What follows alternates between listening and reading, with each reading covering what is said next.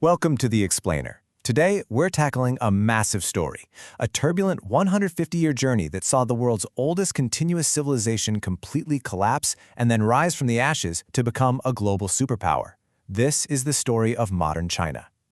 To really get a feel for this story, you just have to look at the 19th century. In the early 1800s, Qing Dynasty China was the Middle Kingdom, the center of the universe, with an incredible one-third of all the world's wealth. But by the end of that same century, it was called the Sick Man of Asia, totally broken, with its land carved up by foreign powers. So the big question, right? How on earth did that happen? That question is really the engine that drives the entire story of modern China. A story of humiliation, revolution, brutal civil war, and a radical reinvention of itself. Okay, so it all kicks off with a period that China itself calls its century of humiliation. And you got to understand, this wasn't just some political downturn. It was a deep psychological wound that honestly still defines the country today. It created this deep-seated need for national strength and makes them super sensitive to any hint of foreign interference. And man, the crises just kept coming, one after another.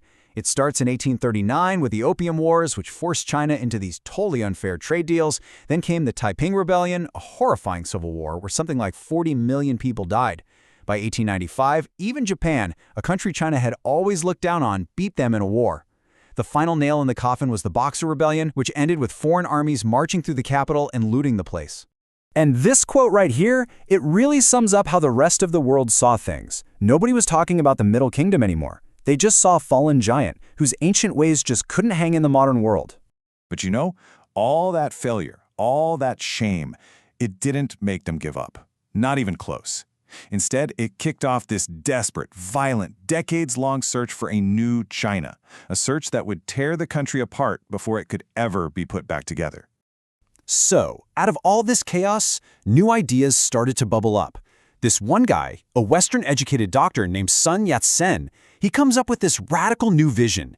He called for nationalism to finally unite the country, democracy to get rid of the emperors for good, and a focus on just making life better for ordinary people. And these ideas, they caught on like wildfire, fueling the 1911 revolution that, incredibly, ended more than 2,000 years of imperial rule. The problem was, this new republic, it was super fragile. It fell apart almost immediately and plunged the country into a massive civil war between two groups with totally different ideas for the future. You had Chiang Kai-shek's nationalists, the KMT, who were backed by the big city elites. And then you had Mao Zedong's communists, who built their support with the rural peasants by promising them land. Now, for a little while, these two sides actually worked together. But that all came to a bloody end in 1927. In the Shanghai Massacre, the nationalists suddenly turned on the communists, hunting them down and killing them in the streets. That betrayal was the real start of the Civil War that would last for more than 20 years.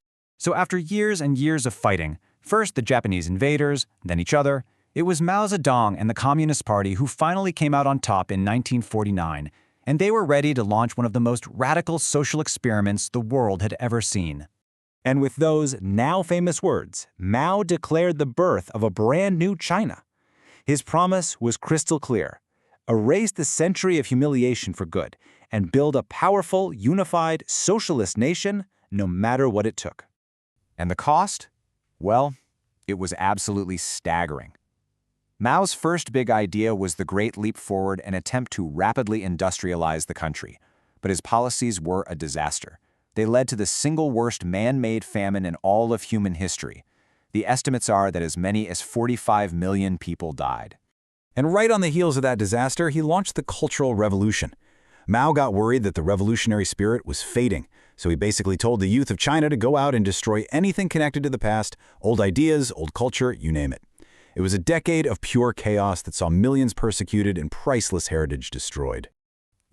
This quote from an old party veteran really gets to the heart of the Mao paradox. He did what nobody else could. He united China and made it a force to be reckoned with again. He ended that century of humiliation. But he did it at a cost in human life that is just almost impossible to comprehend. So when Mao finally died, he left behind a China that was unified, sure, but also dirt poor and deeply traumatized. His successor was a guy named Deng Xiaoping, who Mao himself had kicked out of the party twice, and he had a completely different idea of how to move forward. Deng's whole philosophy was just radically pragmatic. He called it socialism with Chinese characteristics. But what it really meant was, let's just do what works. He had this famous saying, it doesn't matter if a cat is black or white as long as it catches mice. Basically, getting rich was more important than sticking to strict communist ideology. And his game plan was called the Four Modernizations.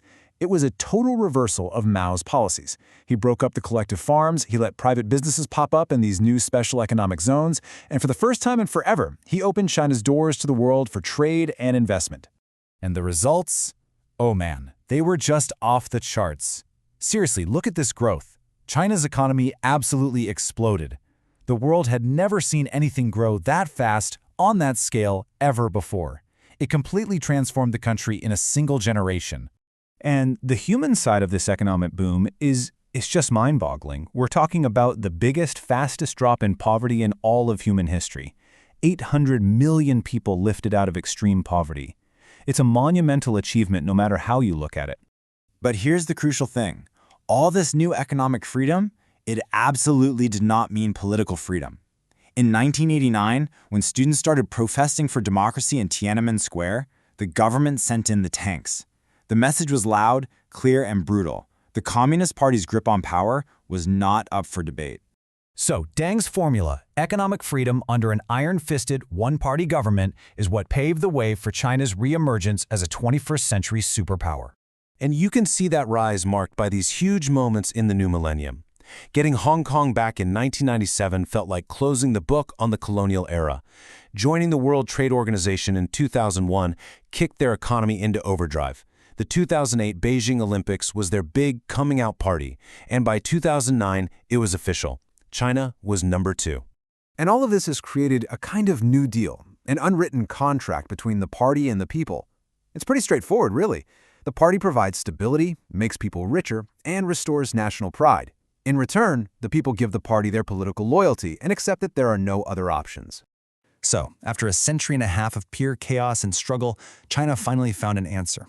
This unique blend of authoritarianism and capitalism, it worked. It ended their humiliation and made them powerful again.